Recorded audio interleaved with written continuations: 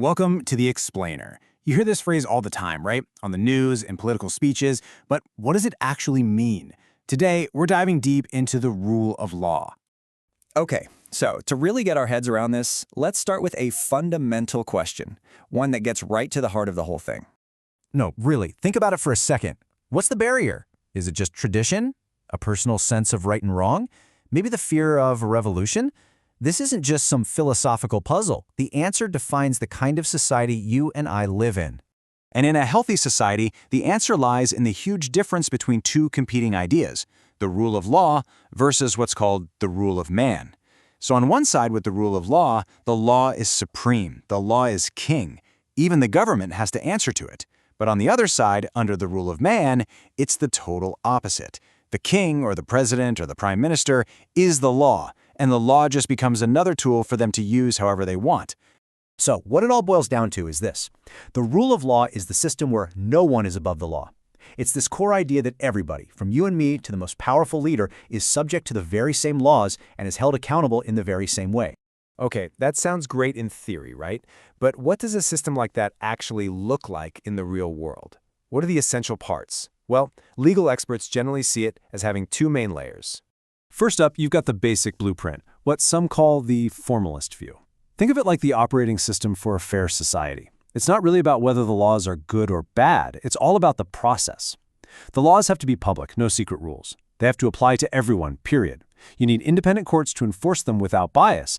And this is a big one. They have to be stable and forward-looking. You can't be punished for something that wasn't illegal when you did it.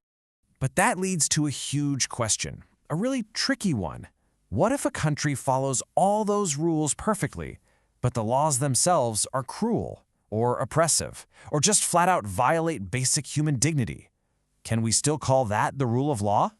And that's exactly where the second layer comes in. This is the substantive view, and it argues that no, a fair process just isn't enough. For the rule of law to really mean something, the substance of the laws has to be just.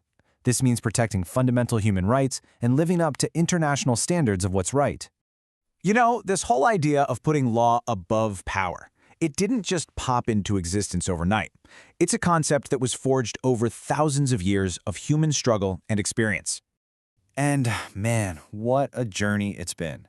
You can go all the way back to ancient Greece, with Aristotle saying it's better to be governed by law than by any single person. Then jump forward centuries to 1215, when English nobles forced King John to sign the Magna Carta, the first real document saying, hey, even you, the king, have to follow the rules.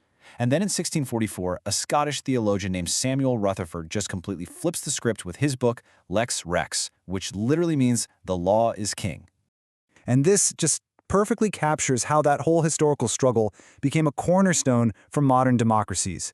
During the American Revolution, Thomas Paine absolutely nailed the spirit of the time. This quote shows how the idea had grown from just being a check on a king's power to being the absolute foundation of freedom itself. Okay, so that's the history lesson. But why does any of this matter to you and me, right now in the 21st century? Well, because whether it's strong or weak, it affects pretty much everything in our lives. The economist F.A.A. Hayek came up with a fantastic way to think about this. He called the rule of law the known rules of the game. It makes sense, right?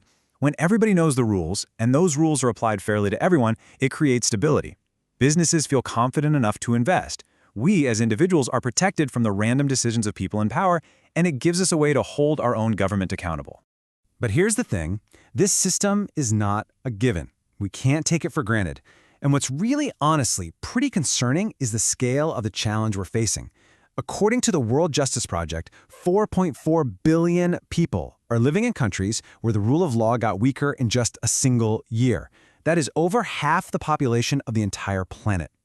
And that wasn't just a one-off bad year. The data from 2022 shows this is a really worrying global trend.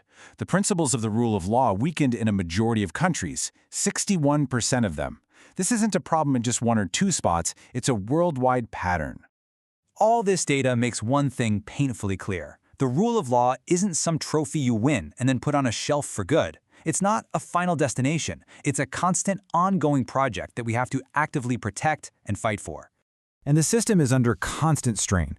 We're seeing attacks on the independence of courts, often from leaders who see them as an obstacle. We're seeing a rise in arbitrary power where rules get bent or ignored for political reasons. And all this creates a growing gap between the laws as they're written and how they're actually enforced.